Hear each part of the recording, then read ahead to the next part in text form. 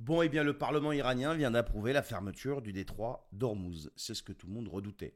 Alors, c'est en réponse directe aux attaques donc américaines, israéliennes, etc., sur les sites nucléaires. Donc, je rappelle, hier, les États-Unis ont bombardé massivement les sites nucléaires donc de Natanz, d'Ispahan et de Fordo.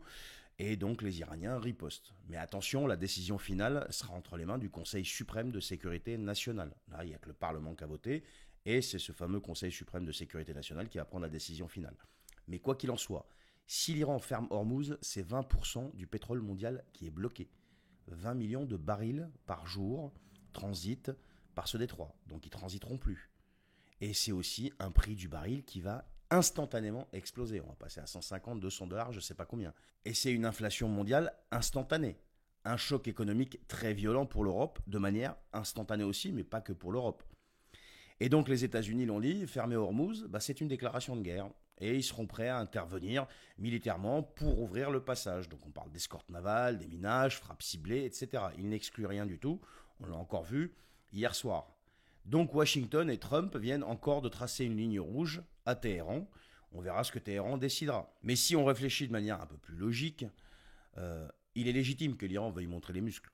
On ne peut pas lui reprocher vu ce qu'il vient de subir là.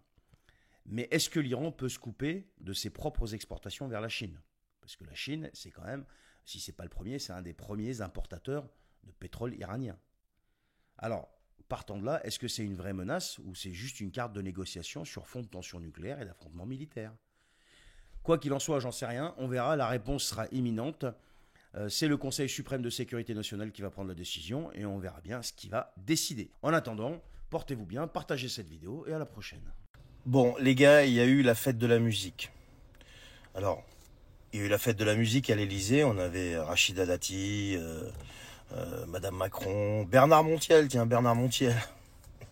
Alors lui, qui se dandinait, etc., dans une ambiance luxueuse, avec le président de la République, etc. Et puis on avait une autre ambiance, qui était celle, par exemple, de Nantes et d'autres rues françaises. Et cette ambiance-là, c'était pas du tout la même. Vous avez pu voir les vidéos, je vais pas la rediffuser ici. Cette ambiance-là, c'était pas du tout la même. C'était une ambiance de bordel sans nom, comme vous le savez, comme on voit à chaque fois.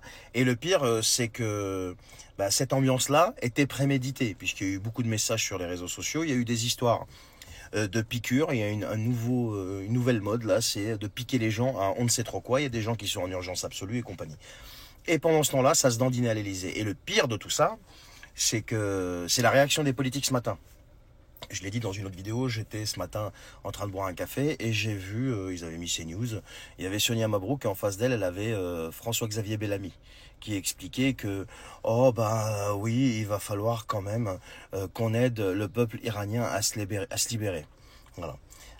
Bon, François-Xavier déjà aide le peuple français, tu vois, à être en sécurité. Déjà, ça serait bien parce que toi et ton parti, vous êtes en très grande partie responsable de cette situation parce que vous avez été au pouvoir et vous avez toujours voulu faire des politiques de gauche pour pas froisser la gauche, pour pas qu'elle soulève la rue contre vous et pour éviter que vous perdiez les élections d'après. Donc ça on le connaît.